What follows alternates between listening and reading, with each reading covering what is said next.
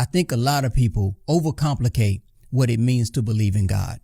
There is such a simplicity in the Gospels, and a lot of people get lost in the weeds and they lose sight of the garden. And most non-believers, they stop with the argument of God at the holy books, the Quran, the Bible, the Vedas and Upanishads, in that these books were written or inspired by God, therefore God exists, and they just can't buy into that. But you got to look at the evidence for every single historical truth claim, whether you're saying that everything is God or you're saying that there is only one God. Every truth claim should be tested. And I put my faith in Christ because I find Christ to be the most credible, reliable, and trustworthy. Now, if they were ever to find the bones of Christ, then my faith in Christ is bankrupt. But that still wouldn't mean that you disproved God or disproved that a deity exists, because I believe that there's stronger evidence outside of the books.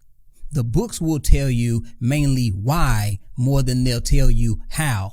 And they'll give you a greater revelation as to whether or not God is a personal or impersonal being. But I think one of the stronger pieces of evidence for God is simply the intelligibility of the cosmos or the universe, which is based on the principle of sufficient reasoning, which stipulates that everything must have a reason or a cause, and that for every fact, there is a reason why it's a fact, and that the concept of explanation in general goes all the way down. See, most non-believers will acknowledge the explanation that everything that was created has a creator. They understand the explanation that every building has a builder, that every painting has a painter.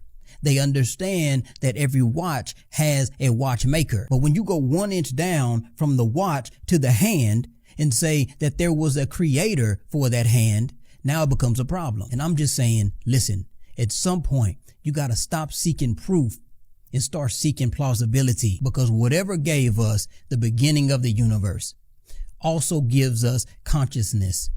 It also gives us morality. It also gives us life rather than non-life.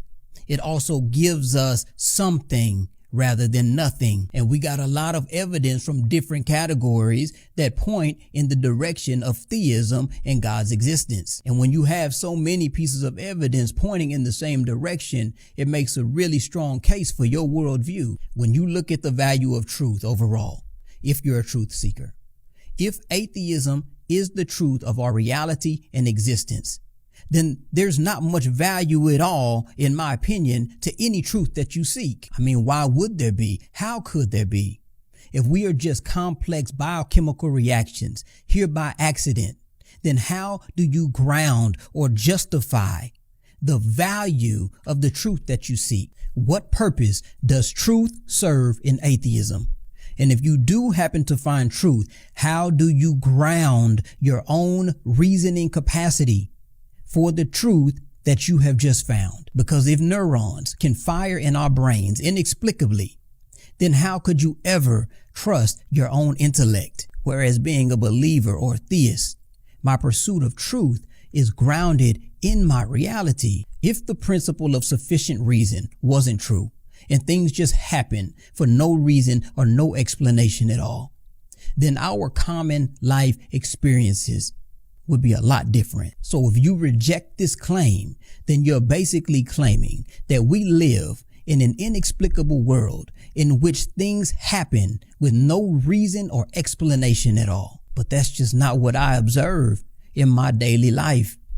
Anyway, make it make sense. Peace.